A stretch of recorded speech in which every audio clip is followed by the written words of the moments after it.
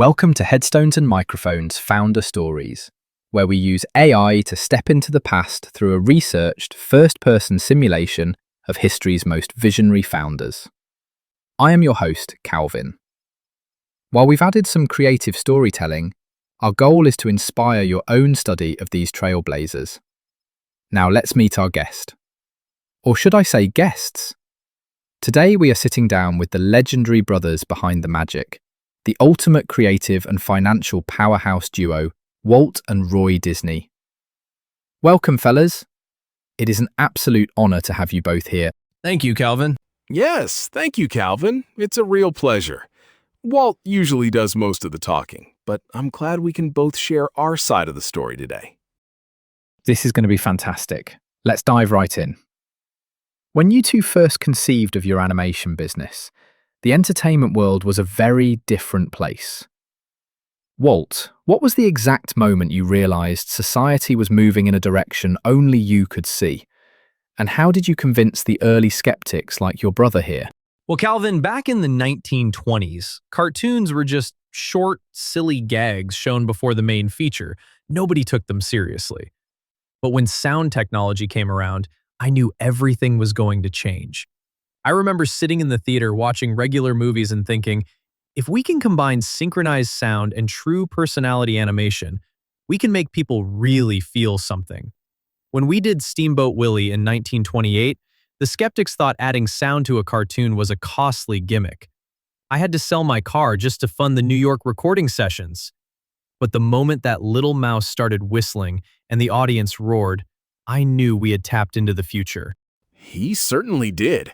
I was the chief skeptic back then, mostly because I had to figure out how to pay for it. But seeing the audience reaction changed everything for me, too. Leaving behind safety to build something entirely unproven is a massive gamble. What did your life look like the day you decided to go all in? And what was the core belief that gave you the courage to take that first step? Oh, it was a shoestring operation, Calvin. Before we officially started the Disney Brothers studio in Hollywood in 1923, I had went bankrupt in Kansas City with my Laugh-O-Gram studio. I was literally living on cold beans and sleeping on the studio floor. When I decided to pack up and head to California, I had nothing but a suitcase, a jacket, and $40 in my pocket. But I had this unwavering belief that film animation was an untapped art form. I believed that if you focused on quality and storytelling, the audience would find you. I was actually in a veterans hospital in Los Angeles, recovering from tuberculosis when Walt arrived. He came to visit me with all this frantic, beautiful energy, talking about a new contract for the Alice comedies. My life went from quiet convalescence to setting up a makeshift studio in a real estate office. We pooled what little money we had. I contributed $200, and we borrowed another $500 from our Uncle Robert. The core belief for me was simply believing in Walt's talent. If he was going all in, I was going with him. In the absolute beginning, when you had no data, no capital, and no blueprint, what was the one truth you held onto that everyone else around you dismissed? The one truth for me was that the public wanted to be moved emotionally, not just amused by cheap tricks. People told me that adults would never sit through a feature-length cartoon. They called Snow White and the Seven Dwarfs Disney's folly while it was in production. They thought the bright colors would hurt people's eyes, or that everyone would get bored and walk out. But I held on to the truth that a good story is a good story, whether it's acted by live humans or drawn with a pencil. My truth was a bit more grounded, but just as vital. I knew that if we protected our copyright and owned our characters, we could build a sustainable business. Early on, we had our character Oswald the Lucky Rabbit stolen right out from under us by our distributor because of a bad contract. That taught us a brutal lesson. From that point forward, the truth we held on to was total independence. We had to own what we created, no matter what. Long before Disney became a household name, you hit a wall where everything nearly collapsed. Take us back to that first major failure. What went wrong, and how did you find the willpower to restart? That Oswald betrayal in 1928 was the absolute lowest point. I traveled to New York to negotiate a higher budget, only to find out our distributor had secretly hired away almost all of my animators and legally owned the rights to the character. I was devastated. Everything I had built over 4 years was stripped away in an instant. On the train ride back to Los Angeles, instead of giving up, I forced myself to look forward. I started sketching a new character, a little mouse with round ears. By the time the train pulled into the station, Mickey Mouse was born. The willpower came from the sheer refusal to let someone else dictate our failure. I remember waiting at the station for Walt, dreading the news. When he stepped off the train, he didn't look defeated at all. He just smiled and said, "We've lost Oswald, but I've got a mouse." We had to start from scratch with a skeleton crew, working day and night. We survived because we didn't waste time crying over spilled milk. We just put our heads down and worked. Innovation often looks like madness to contemporaries. Was there a specific product, philosophy, or strategy you were utterly convinced would work, but the public initially rejected or ridiculed? How did you respond? That brings us right back to Snow White in the mid-1930s. Even the Hollywood elite ridiculed it. My own wife, Lillian, told me she didn't think anyone would pay to see a dwarf movie. When we ran out of money during production, I had to show a rough cut of the unfinished film to a skeptical bank executive just to secure a loan to finish it. How did we respond? We just made the film as perfect as humanly possible. We pioneered the multiplane camera to give the backgrounds depth, and we trained our animators in human anatomy. When it premiered in 1937, the audience gave it a standing ovation, and it broke box office records. The ridicule faded pretty quickly after that. Behind the legendary names were two human beings facing immense pressure. Whether from financial panics, internal betrayal, or personal doubt. How did you shoulder that burden without letting the vision splinter? That pressure was my daily bread, Calvin. Walt was the dreamer, but I was the one who had to talk to the bankers. During World War II, our studio was turned over to the military for propaganda and training films, and we fell deep into debt. We owed millions to the banks. There were nights I couldn't sleep, wondering if the payroll checks would clear. We shouldered it by keeping a strict division of labor. I protected Walt from the financial wolves so he could focus on the art, and he trusted me to keep the ship afloat. We never let our internal disagreements show to the outside world. I felt the weight heavily in the late 1940s and early 50s. The studio was in a creative rut after the war, and I felt trapped by our past success. To cope with that stress, I built a miniature live steam railroad in my backyard, the Carrollwood Pacific. Tinkering with that train was my escape. It allowed my mind to wander, and that wandering actually led to the concept of Disneyland. You have to find a release valve or the pressure will break you. Who were the very first people, beyond your immediate family, to buy into what you were doing? How did you convince early workers or customers to trust an entirely unproven concept? Iwerks was the first true believer outside the family. He was a mathematical genius with an animation pencil, and my closest friend from Kansas City. He stayed with me through the Laugh-O-Gram failure and came out to California. To convince the early animators who joined us later, like the 9 old men, I didn't just offer them a job, I offered them an education. We started art classes at the studio, paying for their tuition to study movement and acting. I convinced them by showing them that we weren't just making cartoons. We were creating a new art form. On the business side, it was a man named Don Saunders and the local bankers in California who gave us our very first commercial loans when we were nobody. We convinced them through sheer transparency and showing them physical results. We didn't just pitch ideas, we showed them the beautifully finished cells of animation. Can you take us to the exact moment where you felt the momentum shift? What was the specific milestone, contract, or breakthrough where you realized we aren't just going to survive, we are going to change everything? For me, it was opening day of Disneyland on July 17th, 1955. Up until that point, we were a film studio.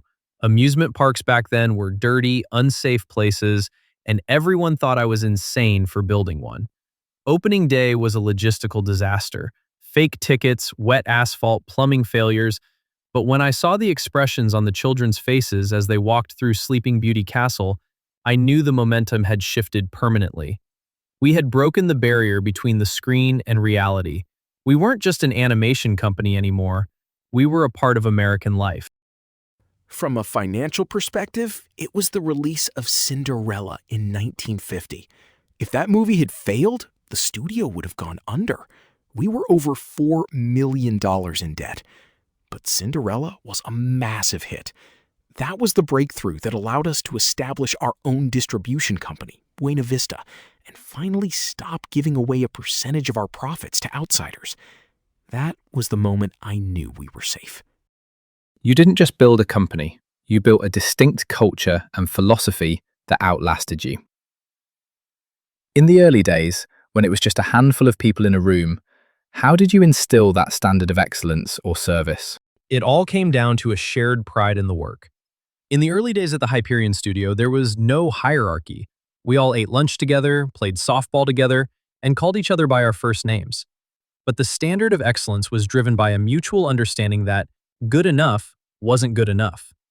If a scene didn't have the right emotional impact, we threw it out and started over, even if it cost us money we didn't have. The team saw that I was willing to sacrifice profit for quality, and that inspired them to do the same. And when we transitioned into the theme park business, we brought that same philosophy to customer service. We didn't call them customers, they were our guests. We didn't have employees, we had cast members. We instilled the idea that every piece of trash on the ground or every unsmiling face was a crack in the magic. It was about respect for the people who spent their hard-earned dollars with us. History books often flatten a person's life into a neat, polished narrative. What is the biggest misconception people have about your journey, your character, or how your company was actually built? People often look back and think it was all an easy, magical ride, as if I just waved a wand and things appeared. They see the smiling face on television and think I was a simple, carefree storyteller. The truth is, I was an intense, often difficult taskmaster. I was driven by a relentless perfectionism that could make me hard to work for. I chewed my fingernails constantly from anxiety. The journey was filled with bitter labor strikes, deep financial depressions, and moments of profound personal exhaustion. It wasn't magic, it was incredibly hard work. The biggest misconception is that Walt did it all alone. For decades, the public barely knew I existed, which was fine by me because I preferred the shadows. But the company wasn't built by a single genius. It was built by a partnership. Walt couldn't have built the empire without my financial engineering, and I certainly would have just been a regular old banker without his imagination. It took both wheels of the bicycle to keep us moving forward. Building an empire always requires a steep personal cost. Looking back at the entirety of your life, what was the hardest sacrifice you had to make for the sake of your vision? And was it ultimately worth it? The hardest sacrifice was time with my family and the loss of a normal, quiet life. When my daughters were growing up, I was often living at the studio for days on end. Even when I took them to the park on weekends, I would sit on the bench watching them, but my mind was spinning with business ideas. You sacrifice your peace of mind because the studio demands every ounce of your soul. Was it worth it? When I look back at the millions of families we brought closer together and the joy we brought to children around the world, I have to say yes. But the cost was real. For me, the sacrifice was postponing my own retirement and peace. After Walt passed away in 1966, I was tired. I wanted to step back. But his final dream was the Florida project, Walt Disney World. I sacrificed my remaining years to oversee the construction and financing of that massive project to ensure his name was above the title and his vision was fulfilled precisely how he wanted it. It was an exhausting burden, but it was the ultimate act of love for my brother. It was worth every single day. That is incredibly moving. To wrap things up, if you could send a single sentence back through time to yourself on the very first day you started this venture, knowing every trial, triumph, and heartbreak that awaited you, what would you say? Walt, you first. I would tell myself, Do not let the setbacks harden your heart, because your greatest strength will always be your capacity to dream like a child. And I would tell myself, trust your brother's wild imagination, but make sure you keep a tight grip on the checkbook. Do gentlemen have any closing remarks about the interview or the stories you shared that you would like to share with our listeners before we sign off? I just want to say how incredibly grateful I am to have had this time to look back. To anyone out there building something of their own, remember that it all started with a mouse. Don't lose sight of the simple things that started your journey. Thank you so much for having us, Calvin. Yes, thank you, Calvin. It has been a wonderful opportunity to share our journey together. We hope our stories show that with a bit of faith, a lot of hard work, and a partner you can trust, anything is possible. Thank you. What an absolute masterclass in legacy, partnership, and perseverance. From the birth of Mickey Mouse out of a bitter betrayal to the incredible sacrifice Roy made to fulfill Walt's final dream in Florida, the Disney brothers proved that visionary creativity and rock-solid execution must go hand in hand to change the world. And that wraps up another conversation from Beyond the Grave. Thanks for joining us on the Headstones and Microphones podcast, Founder Stories. Remember, legends may die, but their stories never do. Please help spread the word by sharing and following the pod.